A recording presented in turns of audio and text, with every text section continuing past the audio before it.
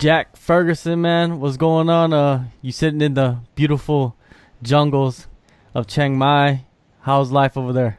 Yeah, we're still here, bro. It's super good. Just been doing the same thing with the same team, and hoping to get ready for a real busy year this year.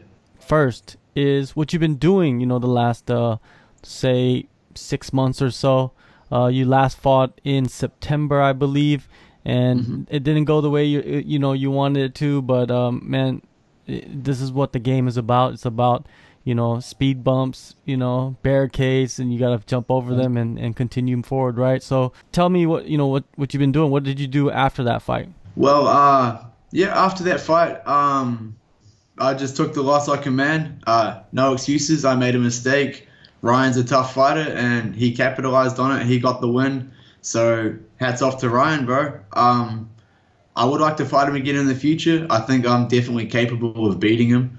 But in the meantime, just back in the lab, back doing everything that we have been doing, training 2-3 times a day, getting a lot of private lessons in with some of the Thai trainers and our wrestling coach, and just really trying to break down and refine where I might be lacking some skills and really try and build on having an all-round game so that I'm comfortable in any situation as opposed to being a specific style of fighter. Eternal, they have a pretty, if you look at it, pretty legit flyweight division now. You know what I mean? Especially with guys like you that are the young guys coming up and willing to fight the more established guys like Ryan. Did you check out the fights last weekend? Yeah, Ryan fought. He got beat by Paul Loga. That was a good fight. Those are two legit flyweights, man. What do you think about the division over there? I watched that fight very closely, bro. I watched it a couple times because they're both potential opponents for me in the future. Actually, when I was fighting Ryan, I flew there by myself, so I had no corner man, cut weight by myself and everything. And it was actually Paul was in the same corner as me. So some of his boys held pads for me, helped me warm up. So I'm super thankful to Paul and his team for helping me out. But it is business at the end of the day. Like I consider both of those people friends. I saw Ryan at One Warrior Series a couple of weeks ago in Singapore. We hung out for a bit, but at the end of the day, bro, like if their name comes up, I'll fight them. Like I can't be dodging people just because they're my friend or we get on well, So yeah, they got a murderer's row down there in the flyweight division. Steve Ursig, Shannon Ross. I've been watching everything tick over. Trying to plan my year and plan what I'm going to try and do. Set some goals, set some targets, and come through intelligently and take fights that I'm not going to call out Shannon Ross right now, but that's someone that I'm going to work towards in the coming year and a half maybe. It's someone that he's got the belt, so he's definitely on my mind. Steve Ersig's another tough guy. I think I'm number 20 or something, so there's a lot of people in line for me to fight to progress further in the division. What do you think about that fight this weekend at Eternal 52? Shannon Ross versus Steve Ursig. Do you feel Steve has a very big chance of upsetting Shannon Ross? Because Shannon Ross has been sitting on top of that mountain for a long time. Yeah, I watched both interviews with you of theirs, and so I haven't watched a lot of Shannon Ross's fights. He's always just sort of been the name in my head. I think if anybody right now is going to upset Shannon, I think it will be Steve. He did a great job against Paul Loga on the same night that I fought on in Perth. I think Shannon Ross is obviously a veteran. He's got so many fights. He's probably UFC worthy now. But I think if anybody is to get the job done in the coming future, I think it is Steve Ursig. He's got that knockout power. He's got the reach. He's super technical. And I think he might be able to solve the puzzle that is Shannon Ross. In your time away from the cage, you talked about getting private lessons, working on your game, completing it, rounding it out. Like, what exactly did you work on mostly to, even out your toolbox? So I feel when I first came to Team Quest, I was mainly a striker. I didn't do a lot of grappling or anything. Since being here, I got my blue belt like 18 months ago. And so I've been here for 2 years now. I've been really grappling. We got our wrestling coach. I drill with him almost every day. So I felt I was getting almost more grapple heavy in my approach. And so I wanted to really, I've had some Muay Thai fights while I'm out here too, really try and even up my striking, get everything crisp and powerful. I think hitting pads, for example, is super important because if you just hit the bag, you're not disciplined, you're sort of teaching yourself if you make a mistake, you don't really correct it. Where I think having a Thai trainer, some of our coaches have like 250 fights, so they know striking better than anybody. So having them be able to tell you where you're going wrong and why, and explain things to help try and even your game up, and also having the perspective of trying to mix strikes with takedowns, with submissions, with scrambles, everything, as opposed to learning each art individually and then trying to mold it yourself. Having a head coach like Dylan Fussell who can really put that blend in together and help make you a more complete fighter overall. Yeah, your team seems like it has grown in the last 6 months. Who are some additional fighters that you have brought on? So we've had almost the same team since I've been there 2 years, but we've got such a young, talented team that everyone's only just starting to hear of us now. For example, we got Marie Rumet and Peter Danaso. They're 19 and 20. They both just made their pro debuts on One Warrior Series last week. So they're up and coming. They're getting really they're super talented. They're both going to be big stars.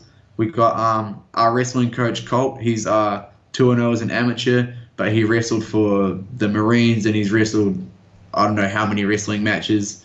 Dylan, as you know, is like an OG of the sport. He's been there, done everything, done it all. So he's kind of leading the way for us to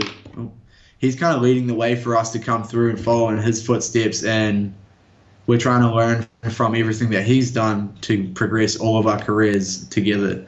It's good having a lot of us are all lighter weight. Like I think the heaviest MMA fighter we've got would be Armour, and he's probably like a 66 kilo fighter. And so having a bunch of people all the same size but with different backgrounds and styles, it really brings the diverse camp together. Yeah, I've noticed it, man. I've noticed that you do have a diverse group of smaller weight. Like you guys are kind of creating your own little team alpha male over there at Team Quest.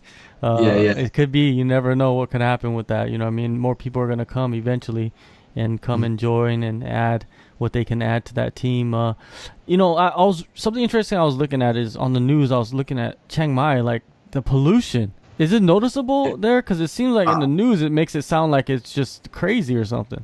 It's pretty bad some mornings, bro. Like they're burning a lot of plastic and stuff, and it's mainly in neighboring countries. And so all the smoke, it definitely settles over the mountains and stuff. Some mornings we will go to we'll do our conditioning and stuff, and we will do it not at Team Quest. We will do conditioning at an indoor gym where they have air purifiers and filters and stuff. The pollution can be pretty bad, but as long as you're not going to go for a 10K run if the smoke's at 150 or something, So as long as you train smart and plan your training around when you think the pollution will be good or bad, I think it will be a lot better. All right, well, now you got a fight coming up or scheduled on March 28th, Full Metal Dojo. We actually met each other at the last Full Metal Dojo in Bangkok. Your teammates were fighting on that. Man, talk about that environment and actually being able to now this time around go and compete in the nightclub. So I've cornered Javier on 2 different FMD cards. I've cornered the last 2 FMDs. I've been there as a cornerman, as a coach, helping my team. So it almost feels like a home to me now. We've gone there, we've done the warm up. It's a familiar setting. Even though it's not me fighting, I've made that walk a lot of times, out through all the girls around and the party and stuff. Like, it's a pretty wild event. It's super cool, bro. So I feel really comfortable. I feel really at home. Getting there, meeting everyone, making the walk. I don't think it's going to be too much different. to any other cage once I'm in there, obviously. But I'm gonna have my entire team with me this time. So a big thing about my fight with Ryan, for example, is it was an eye opener for me because it proves that I'm doing something that I really should be doing. Because I flew to Perth by myself, cut weight by myself, just grabbed a guy out the back and said, like, can you corner me? And so to be able to fight in enemy territory by yourself, I think it proves that I'm mentally strong as a fighter, because a lot of people can't fight unless it's their backyard, you know, with their whole team there, the crowd's there for them. So now I feel as though I'm going to have the hometown advantage almost by fighting there, having my whole crew, a bunch of friends in the crowd. You know, I think it's going to be almost like a welcome home, welcome back to the good life of fighting in your hometown or your own backyard, you know? Definitely a favorable environment for somebody to come fight at, you know what I mean? Especially the cage is much smaller too, so there's no running around in that cage, huh? No, not at all. I think the cage definitely favors grapplers because if you're going to strike and move and you take a couple of steps back and your back's against the fence, you know? So that's definitely something we've been working on, cage control, being evasive, but understanding that if you take one or two steps back, you're going to be against the fence, you know, or you're going to be maybe even on the mat. And so taking the size of the cage into consideration is definitely a big part of this camp for us. It's a wild situation right there. So March 28th, you get that fight in. What are your plans after that? Do you have kind of like a target date for certain fights or just like events that you want to get on? So I know this is March 28th. I know Eternal has another card in Perth on June 6th. So hopefully me and our wrestling coach Colt can come over and fight on that card. I want to fight 3, possibly if I could get 4 this year, I would be ecstatic. But 3 is my goal right now. 3 fights. So this would be number 1, hopefully Perth, number 2, and then that leaves room for 1 or 2 more at the end of the year. I really want to fight in different places, bro. Like, I want to fight like Japan, Korea.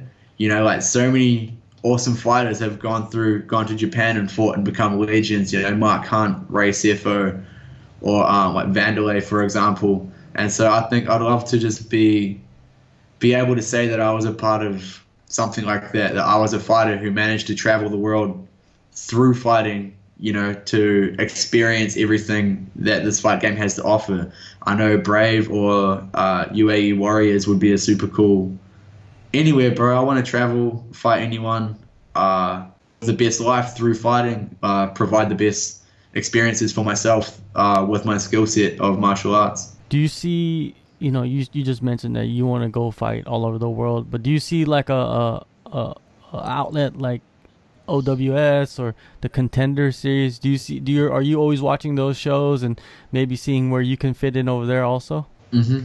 Yeah, so I went to OWS with Peter and Marie a couple of weeks ago, and my main goal was to obviously corner my teammates. Like, I was there for them, but while they had downtime, I made sure I shook everybody's hand. I spoke with everybody, just let them know, hey, I'm Jack. I'm a fighter too. Like, we got these young guys coming up. I've been a big part of their camp.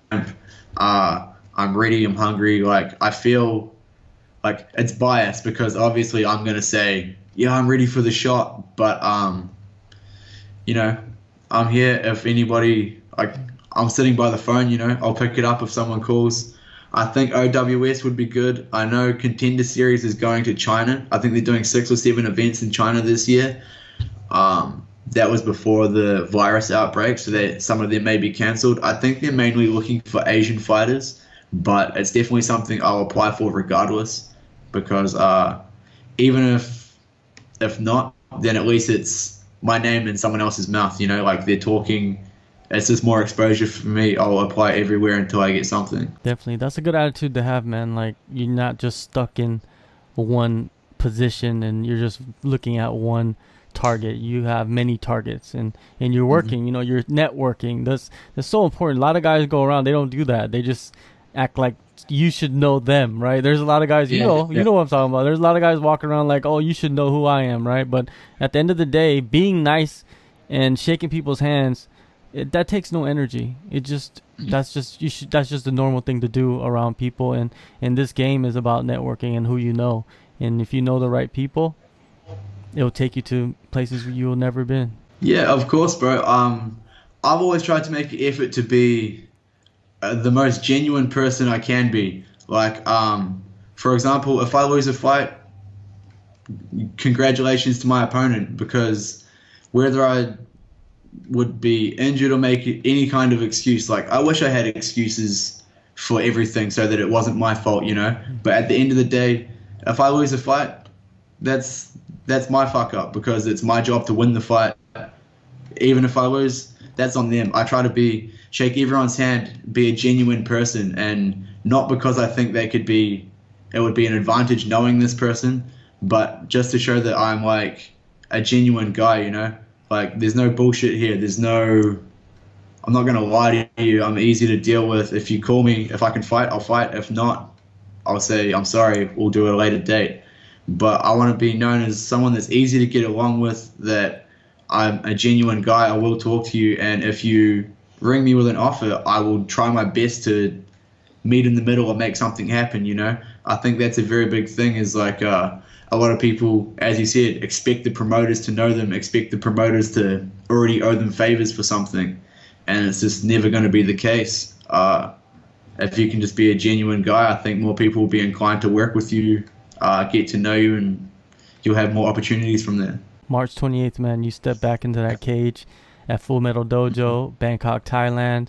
Jack, always appreciate the time, and good luck on the fight, man, and good luck on getting those 3-4 fights this year, and you know, building your record, you know, because you're still young. You're a young kid. You're a kid, but not a kid. Yeah. You know what I mean? In this game, you're Yeah. a kid. So you know, it's good that you kind of stepped away, built, you know, your skill set a little bit more, because I think a lot of people rush into fight sometimes and they're not ready. But it seems like you've been doing it for a while now, so you're ready.